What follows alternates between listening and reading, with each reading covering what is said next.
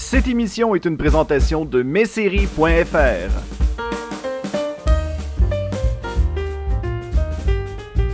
Mesdames et messieurs, afin de pouvoir continuer cette riche aventure de Luduc versus le doublage, j'ai l'immense honneur d'avoir avec nous un invité que au Québec, on a entendu sa voix très souvent. Et pourtant, peut-être qu'on n'a pas vu un visage là-dessus. Eh bien, je suis très heureux d'avoir avec moi Monsieur Gérard Surrugue qui est avec nous. Monsieur Surrugue, je suis très content de vous avoir avec nous. Sérieusement, dès que les gens vont découvrir votre portfolio de voix, je pense qu'on va être un peu subjugué par rapport à l'opportunité que l'on a ensemble. Oh, formidable, formidable. Subjugué. Ah, tchou. Je suis ému. Hein. Puis le pire là-dedans, c'est qu'on parlait hors d'onde que vous avez déjà été souvent au Québec, comme par exemple que vous avez vous êtes adepte de la Ligue d'improvisation au Québec. Absolument. Bah, j'ai joué en 82, 2 ou 3, je sais plus, au Festival de Québec, à Québec, dans la ville de Québec, avec Robert Gravel et l'inventeur du jeu. Et on s'est régalé. On a joué une seule fois, on est venu un mois, mais bon, c'était une belle balade. Une belle balade. Oh, puis c'est fantastique. Puis vous avez joué avec des personnes comme Luc Sonnet, Claude Legault, Patrice Lécuyer, donc tous des noms que l'on connaît beaucoup au Québec. Gaston Lepage. Je sais plus les noms, ça me revient pas tout de suite. Bon, il n'y a aucun problème. Écoutez, on va faire un peu votre curriculum vitae. Dans le fond, vous êtes reconnu pour avoir doublé plusieurs voix que l'on va explorer par la suite. Avant qu'on commence, on m'a dit, parce que là, j'ai notre contact de messeries.fr qui a rendu possible cette fameuse rencontre, il m'a tapé sur les doigts en me mentionnant que en France, le fait d'appeler quelqu'un un doubleur, c'était peut-être pas le bon terme en Europe. Par chez nous, un doubleur, c'est vraiment quelqu'un qui donne sa voix, qui a un métier pour donner sa voix. Est-ce qu'il y a une autre appellation pour l'Europe? Synchronisateur, c'est plus long, mais c'est un peu plus long. Synchronisateur.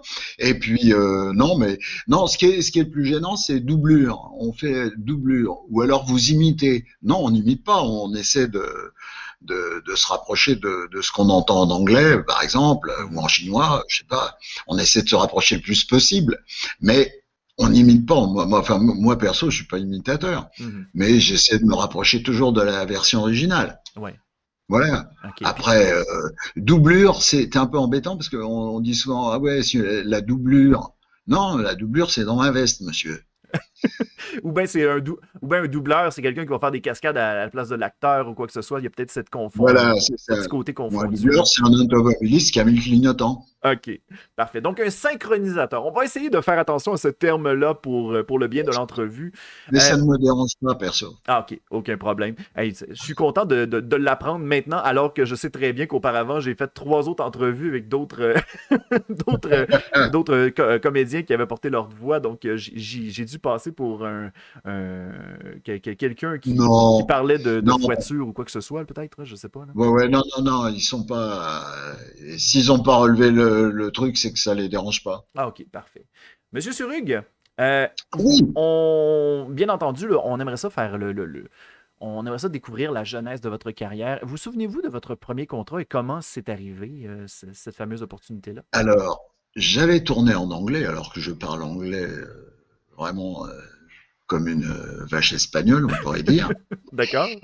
Et j'avais tourné en anglais. La BBC m'a gardé parce qu'ils ont trouvé que ça avait un côté...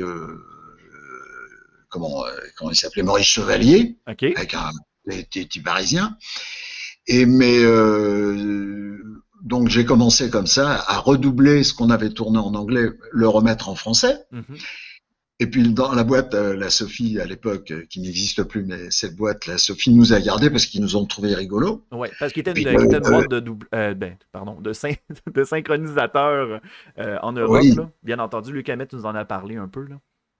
Ah bah vous avez vu Luc, je le connais bien. On a travaillé souvent ensemble avec Luc.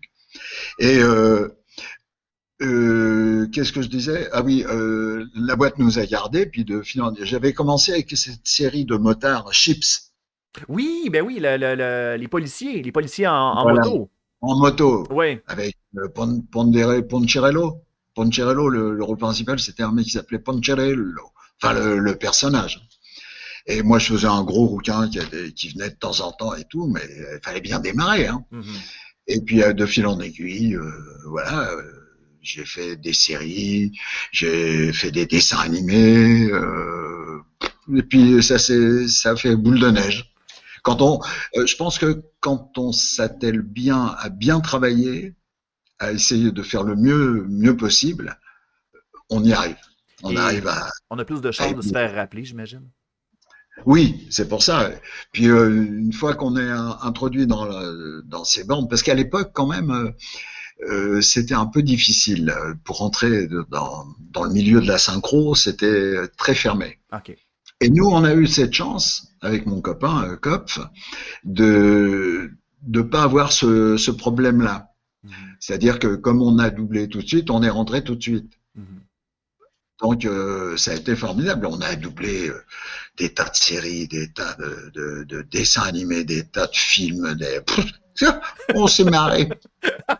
Ben, c'est tant mieux. Oh, Oh.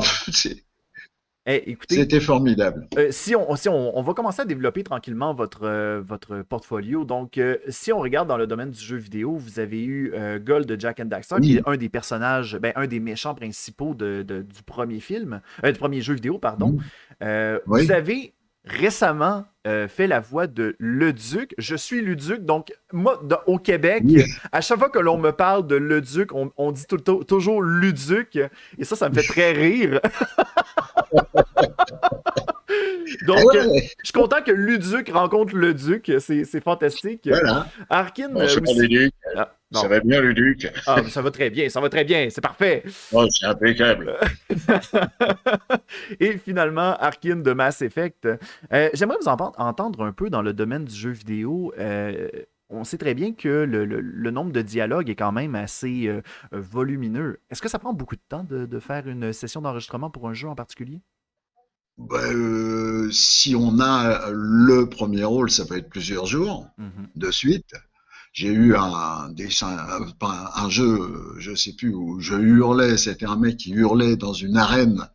C'était un jeu assez violent quand même, encore, c'est un peu dommage, mais c'est toujours très violent. Mhm. Et pendant 7 jours, et j'ai hurlé pendant 7 jours, Je pense que le c'était soir, Borderlands 3, je crois. peut-être, Mhm. peut-être. C'est quelqu'un qui s'adresse à 20 000 ou 25 000 personnes, Mhm. donc fallait porter la voix comme ça. Et entre les trucs, j'avais du Bugs Bunny. Oui. Et tu parles un peu comme ça. Et là, il parlait comme ça. Alors j'ai dit, on va laisser un jour d'arrêt avant que je puisse. Je prends 2 jours de congé. Mhm. Je reviendrai après. Je me suis reposé une journée, j'ai fait mon Bugs Bunny, je suis reparti et j'ai hurlé pendant 3 jours, je crois, quelque chose comme ça. Ah, wow. Mais est-ce C'était que vous avez des exercices afin de pouvoir bien vous exercer les cordes vocales? Parce que c'est quand même un outil qui est indispensable pour le doublage. oui, mais souvent dans les jeux, c'est et triple, vas-y, tranche-lui la gorge, des trucs comme ça, mais hurler beaucoup. Bon, je sais plus, c'est comment il s'appelle ce jeu que j'ai fait où je faisais le colonel Hoffman. Là, il était plutôt très posé. Lui, alors là, il s'énervait pas. De temps en temps, il montait un peu le ton, mais c'est Mhm. tout. Ah, wow. Sinon, mais, j'ai fait des jeux plus soft, plus rigolos, des fois des trucs marrants. J'avais fait, c'était Spider-Man 2, je crois, deux Oui, ou puis vous trois. avez fait la voix du narrateur, si je me souviens bien. Ouais, là, Mhm. je m'étais bien amusé à faire ça. OK. C'était quoi qui était plus plaisant là-dedans? Le plus plaisant, c'est bon, je sais pas, parce qu'il prenait le joueur un peu comme un petit peu un. Eh, dis donc, faudrait peut-être que tu t'entraînes, mon grand. Hein. Bon, écoute, moi là, pour l'instant, j'ai la dalle. Donc, Ouais. je vais aller me chercher un sandwich, je reviens, et puis on verra si tu as fait des progrès. Et je revenais. Moi, alors ça va, t'en es où? C'était très très drôle à faire. Oh, wow! Ben justement, on va continuer dans cette belle lancée. On a mentionné vaguement un des rôles dans lequel tu es le plus reconnu, Gérard, la fameuse voix de Bugs Bunny qui s'est rendue Oui. jusqu'au Québec. Je suis très content d'avoir devant moi la voix de Bugs Bunny. Euh, Oh, et qui était anciennement doublé par Guy Guy Perrault. Pierrot. Ouais, Guy qui est malheureusement décédé en 2015. Une Ouais. opportunité comme celle-ci de pouvoir interpréter un personnage qui est quand même reconnu mondialement, ça Alors, doit quand même amener un certain stress, un certain défi quand même. bah, bon, ouais, au début, après, maintenant, ça fait 26 ans quand même que je Mhm. le fais. On a moins de stress, Ouais. ah, beaucoup moins de stress. Mais Mhm. bon, c'est vrai que c'est speed. Et pourquoi quand comment il s'appelle Mel Blanc, pas Mel Mel Blanc, Blanc, oui. si Mel Blanc. Ouais. Non, pas Mel Blanc, celui qui faisait Bugs Bunny. Ah, Guy Perrault. Non, non, aux États-Unis, Ah, aux il États-Unis. doublait tout. Quand Voyons. il est mort, quand il est mort, Mhm. euh, ils ont décidé d'aller dans toute l'Europe changer toutes les voix des Bugs Bunny. Et c'était Ça a pendant la duré période de Space Jam, je crois. juste avant. Juste avant. Ok, parfait. Parce que les auditions ont duré 2 ans, 2 ans, à wow. raison une semaine par trimestre. Et moi, j'y allais pas parce que je voyais Guy Pierrot, il faut le garder. Mhm. Mais il n'en voulait plus parce que il était un peu malade et il avait plus le rythme de Bugs. Parce que Mhm. Bugs, il rentre, il est en vieille dame, il ressort, il re-rentre, il est en bébé, il ressort, il est en écossais, il ressort, il revient, il n'arrivait plus. Donc, ils avaient décidé de changer toutes les voies en Europe. Mhm. Et donc, à la fin, moi, j'y allais pas. Et puis, ma directrice artistique, là, avec qui je bossais, elle me dit, mais pourquoi tu vas pas, quand tu fais de l'imbécile, on dirait Guy Pierrot. Quand tu parles comme ça, on dirait Guy Pierrot. Alors, bon, bon, ah bon? Alors, j'y suis allé. Ça a duré donc 1 an et demi pour moi parce que j'y allais pas au début. Mhm. Et puis de 150 on est passé à 100, après à 50 et puis après à 2. Voilà. OK. Et j'ai gagné le pompon. Est-ce que vous vous souvenez de la voix avec qui vous étiez tombé en top 2? Edgar Givry. Edgar Givry. OK. Je connais pas de nom. Edgar Givry, OK. qui faisait la voix de MacGyver il y a quelques temps, il y a quelques années. Ah oui, OK, parfait. Un super comédien. Mhm. Et lui, il avait pris le côté américain, c'est-à-dire une voix très très aiguë comme ça, qui était formidable. Hein. Mhm. Mais j'ai reçu un coup de fil de la Warner qui m'a dit ah on a des problèmes avec Edgar. J'ai dit, ah bon j'étais surpris parce que c'est un mec vachement bien quoi. Mhm. Et en fin de compte, il recherchait la voix de Guy Pierrot pour avoir une continuation dans le truc, une continuité Surtout pour comme le ça. public, ouais. Voilà. Et donc du coup, ils m'ont appelé en disant mais lui dites pas, mais on voudrait faire un essai avec vous sur Space Jam, là, le prochain Ah, film. OK. Ah, je dis, ah, mais attendez, lui dites pas, moi c'est un copain, je le croise tous les jours, il n'est pas question que je lui dise pas. Mhm. Alors il y a un grand blanc, on m'a dit faites ce que vous voulez. J'ai appelé Edgar, il m'a dit écoute, fais-le, je n'en peux plus. Je n'en peux plus. Ils sont 5 derrière moi et à chaque phrase que je fais, ils font C'était trop pour ah lui. Ah là là. ouais. Là, il n'en pouvait plus parce que ça allait pas. Et moi, j'y suis allé, j'ai fait 2 phrases et ils sont partis en disant ça va, c'est bien. J'ai eu de la chance. J'ai eu Eh, cette... ben, c'est fantastique. Puis, Ah est-ce, ouais. que- est-ce que vous avez eu d'autres opportunités en tant que voix officielle de Bugs Bunny? Moi, on m'a mentionné un certain match de hockey qui aurait été narrationné par Bugs Bunny. Est-ce que c'est vrai, ça? Un match de hockey? Ouais. Ou bien ma source Non. est carrément fausse. Ça se peut. En ce Ah, moment, je c'est... regarde, je regarde Christophe via la caméra et je lui dis on vient de trouver un mensonge et on vote. Non, mais. J'ai fait un spectacle sur glace. OK, ça se peut que ce soit cette information-là qui me parlait. Oui, parce que mais c'est pas un match de hockey. D'accord. C'est j'ai chanté une chanson et puis il y avait Titi, Gros Minet, Mhm, Patrick Préjean qui faisait Gros Minet, Patricia Legrand qui faisait Titi, mhm. Qu'on a déjà euh, rencontré d'ailleurs en vrai. euh, Charmante et dame qui en passant.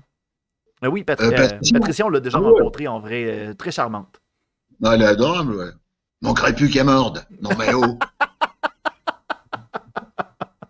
Ah, et aussi, vous avez donné, bien sûr, on sait que là, présentement, Bugs Bunny, on sait très bien qu'il y a un film qui s'en vient. Bien entendu, on veut pas de spoiler, on veut découvrir le film, tous et chacun. En tant que personne qui a sans doute donné la voix pour le prochain film, est-ce que vous croyez que les fans vont être très satisfaits du prochain film qui s'en vient? Alors, je ne peux rien dire parce Mais que non, dites rien, j'ai on juste veut vu. Non, respecter non, mais ça. oui, non, non, mais j'ai vu un teaser, c'est Mhm. tout ce que j'ai vu, un OK. tout petit teaser, et que le moment où Bugs parle. Je n'en sais pas plus. D'accord. On va doubler, je pense que je vais commencer à doubler deuxième semaine de juin. Ah, d'accord. C'est si près de la Ah date de bon. sortie? C'est quand même très proche, parce qu'on sait que le film sort Oui, en juillet, je crois. ouais, ouais, mais c'est les dates prévues comme ça. Oh, Et il y a wow. 200 modules de 5 minutes aussi qui sont arrivés là. On a commencé, on a dû en enregistrer une vingtaine. Mhm. Ah, wow. Ben, crime. Moi, j'étais persuadé que les films de doublage euh, Oui, moi aussi, hein. étaient faits quelques mois avant, mais est-ce que vous croyez que c'est à cause de la pandémie que les délais sont si serrés ou bien il y a d'autres Là, facteurs? je ne sais pas, je sais pas. OK. Ah, Mais ben. quand on avait fait les Looney Tunes passent à l'action, je crois que c'était serré comme ça aussi. OK. Donc, Ouais. c'est peut-être juste la Warner qui amène avec le rendu final plus tard, peut-être. Je sais, peut-être quelque chose du genre. Oui, parce que comme ça, ils sont moins copiés, ils sont moins Ah, voilà. spoliés. Puis, Voilà. je sais que vous avez aussi donné votre voix pour Bugs Bunny dans Doctor Sleep, qui est l'un des derniers films. Ça, je trouve que c'est une belle information parce que c'est quand même un petit détail. On voit Bugs Bunny apparaître dans une télévision. Ouais. C'est pas le centre de l'émission, mais le fait qu'un un directeur de plateau vous ait contacté pour dire Hey, viens faire ce 10-15 secondes de fond pour justement garder la continuité, je trouve ça formidable. Ah ouais, c'est sympa, ouais. Est-ce qu'il y a Bah, des conditions pour que. Est-ce que ça fait partie de. Encore là, vous n'êtes pas obligé de répondre, là, mais est-ce que ça fait partie de votre contrat de il n'y a que vous qui doit interpréter ce personnage? alors, je n'ai aucun contrat d'exclusivité, OK. mais la Warner, à chaque fois qu'il y a un truc où il y a Bugs Bunny, il est appelé Gérard Surug. OK. Voilà. Parfait. C'est sympa. Ben, c'est Mais on n'a sympathique pas pour vous, puis c'est beaucoup de respect aussi d'exclusivité. pour vous en tant que synchroniseur. Oui, Mhm. bah oui. Moi, je trouve ça arrangeant et honnête de leur part, quoi. Parce Ouais. qu'ils pourraient dire, bah, faites ce que vous voulez. Mhm. Non, ils le font pas. Il dit, appelez Surug, c'est lui qui fait la voix. Ah, Voilà. wow. Ça, Ben, c'est cool. Je vais te dire un truc, mon pote, c'est cool. moi, je suis tellement. À chaque fois, on dirait qu'à chaque fois que je rencontre une voix, je suis tout le temps comme je suis tout le temps sur le choc lorsque j'entends la voix et que je la reconnais. C'est fantastique. On va continuer au niveau de vos projets. Vous avez fait Ren de Ren et Stimpy. Je crois que c'était la deuxième voix que vous aviez faite De quoi? de Ren et Stimpy. Est-ce que ça vous dit quelque chose? Non. Peut-être que On j'arrive aussi en avec on en des fait choses très tellement, très dans l'obscurité là. ouais, on en fait tellement que il y a des trucs qui m'échappent, hein. Oh, ben non, il n'y a aucun problème. Vous avez, de ce que j'ai pu D'ailleurs, voir aussi dans votre wiki. Ah, continue, excusez-moi. oui. Je disais, une fois, j'ai été faire un congrès, une rencontre avec les gens au Palais des Congrès, Mhm, et il y avait 500 personnes de 15 à 40 ans. mhm. Ils connaissaient tout de ma vie professionnelle. Wow. Tout, tout, tout. Alors en 87, dans tel épisode de telle série, vous avez fait un guest, et c'est un truc qui devait passer 3 minutes. Ouais. Moi, moi, je m'en souvenais plus du tout. Mais les fans sont Euh, très passionnés, hein. Puis ça paraît dans les oh là, conventions, là, c'est fou. ah ouais, ouais. Mm. Ah bah les conventions, bah là on n'en fait plus, mais je vois quand on fait des conventions, c'est assez rigolo. Ouais. Ah oui, c'est fantastique. Moi, de Ah mon ouais. côté, la voix pour laquelle je vous reconnais beaucoup, c'est la voix de. Attends, je vais essayer de me rappeler. Il y a un des personnages qui apparaît dans Stargate Atlantis. C'est une de mes séries préférées. Je crois que c'était Lucius, je crois. Oui, Lucius, oui. Lucius, qui était un Et, personnage qui Richard manipulait puis qui mettait tout à son. Richard Kind. Oui, exactement. Ben, lui, il apparaît juste 2 épisodes dans la série Oui. Stargate, mais pour moi, c'était. Lorsque je le voyais, c'était comme, OK, cette voix-là, c'est fantastique. Puis, Mhm. donc, lorsque j'ai vu que vous Et, faisiez partie des personnages que vous interprétiez, c'était fantastique. ouais, j'avais fait Richard Kind dans une série avec Luc Hamet, justement, Mhm. Spin City. Oui. Mhm. Et je faisais Richard Kind. J'avais passé des essais et c'est moi qui avais été pris, voilà. Et je me suis bien amusé aussi parce que Mhm. alors, il était nul avec les nanas, il était radin, il ratait tout, c'était une horreur. Mais qu'est-ce qu'il était drôle à faire? Ah, wow. Mais justement, le fait d'avoir eu tant de projets ensemble, est-ce que ça vient déroger un peu dans votre vie personnelle? Parce que j'imagine que lorsque vous ouvrez la bouche, automatiquement, on vous reconnaît peut-être? Non, non, pas tout le Pas temps du quand tout? même. OK. Ben, au moins, il y a Ah, ça. si, un petit peu. C'est étonnant parce qu'une fois j'étais à la gare de Lyon et je parlais normalement, comme je vous parle là, comme Mhm. je te parle là. Oui, oui. Et j'arrive, il y a une terrasse dans la gare et j'attends un copain, donc je dis on va être deux, mais on va prendre un café, on allait jouer à Lyon. Mhm. Et la fille, je lui dis on sera deux et tout. Elle me regarde comme ça, elle s'arrête. Vous faites pas la voix de Bugs Bunny? Je fais quoi? Vous faites pas la voix de Bugs Bunny? Oui, si. Mais comment là, je vous parle pas comme je parle en faisant Bugs Bunny? Elle dit non, mais j'ai l'oreille parfaite. Le timbre ne peut pas me Wow. tromper. Wow. Putain, je suis resté, je me suis assis puis j'ai réfléchi pendant 10 minutes. Ah, comment qu'elle avait fait automatiquement? Ah oui, c'est fou, hein. C'est, Ah. Puis le fait de savoir que votre voix a traversé jusqu'au Québec, est-ce que ça vous fait un petit quelque chose? bah, ça m'a fait marrer parce que enfin pas la première fois, mais une des fois où je suis arrivé à Montréal pour faire des matchs d'impro, Mhm. on était, je sais plus dans quel hôtel, et j'arrive, j'étais un peu fatigué après le voyage, je m'assois sur le lit, mais j'avais pas vu, je me suis assis sur la zapette qui Oh! a allumé la télé, et j'ai entendu ma voix. J'ai fait, c'est une caméra cachée, là, il y a pas, c'est bizarre. Et c'est un dessin animé qui passait au moment où ça s'est allumé. Et je vous jure que ça fait un drôle d'effet d'entendre sa voix, alors qu'il n'y avait pas encore l'image qui était arrivée. Et j'entends ma voix. Je fais, mais c'est quoi ça? Et puis Wow! voilà. Bon, bon bah, ça fait plaisir. Ben oui, non, Ça ça se fait voit. surtout plaisir. Eh Ah, oui. c'est fantastique, puis c'est tellement un plaisir de justement voir un peu votre historique par rapport à ça. Toute cette expérience-là, qu'est-ce que ça vous a apporté pour conclure cette entrevue? Est-ce que cela vous a apporté plusieurs belles opportunités? Est-ce que ça vous a apporté certaines expériences que... Ouais, ouais, ça apporte toujours quelque chose. Déjà de rencontrer plein de gens, Ben oui. de retravailler avec d'autres gens, de faire. Et ce qu'il y a de bien, c'est qu'on fait jamais la même chose, donc déjà ça aide. Mhm. Ça aide. On passe un personnage de dessin animé à, à une série dramatique, un truc dur et tout. Et puis et donc ça m'a apporté de faire des choses que j'aurais pas pu faire. Ni au théâtre ni au cinéma. J'ai Mhm. doublé des gros mecs, des grands mecs. Moi, je fais 1m66. Mhm. J'ai doublé des mecs qui faisaient 1m90. Là, je double Steve Chiripa. C'est un monsieur qui est assez grand et costaud. Et je l'ai commencé à le doubler dans Soprano. OK, Et là, il est oui. dans Blue Bloods, puis il a fait des films, des téléfilms, une série Disney, Les aventures amoureuses d'un teenager américain.